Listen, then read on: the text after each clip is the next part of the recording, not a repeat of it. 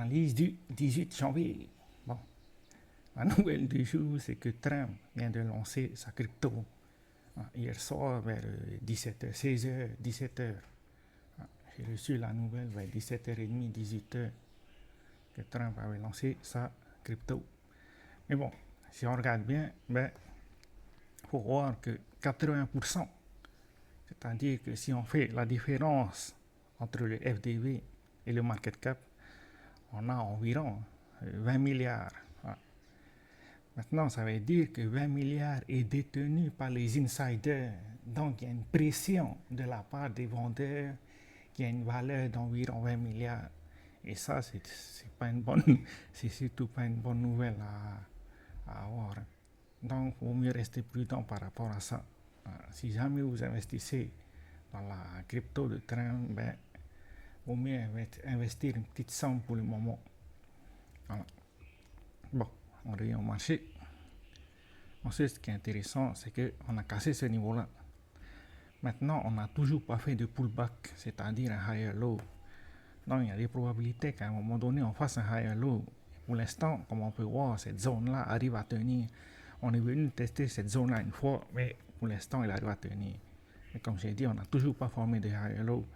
Donc, ça ne m'étonnerait pas qu'à un moment donné, on vienne retracer le mouvement avant de commencer notre scénario aussi.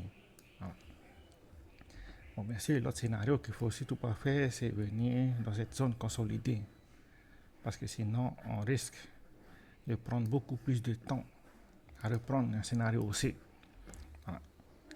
Mais bon, tant que le momentum reste haussier, c'est-à-dire qu'on a cassé plusieurs niveaux, on a cassé ce niveau, tant que le momentum reste haussier, il y a toujours des probabilités qu'on aille chercher des niveaux plus hauts avant de consolider, c'est-à-dire de faire un higher low et de reprendre notre scénario haussier. Donc, c'est le chemin probable par rapport à Bitcoin.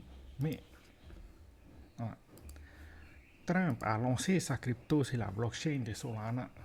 Et aujourd'hui, Solana a fait un fake out. C'est-à-dire qu'il est parti chercher les 270 avant de corriger au niveau des 255.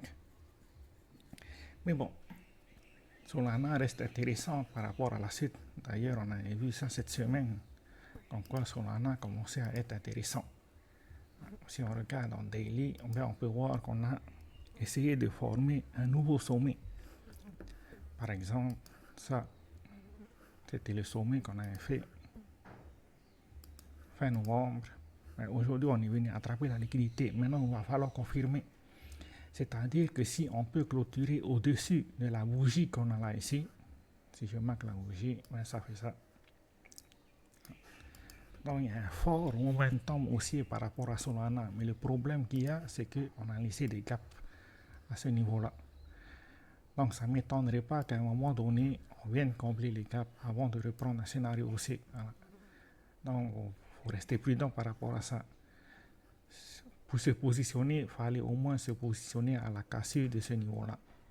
Là, maintenant, c'est un peu trop tard. Parce qu'il y a toujours des probabilités qu'on vienne combler le gap qu'on a laissé. C'est tout ce qu'on a pour aujourd'hui. Ciao, ciao.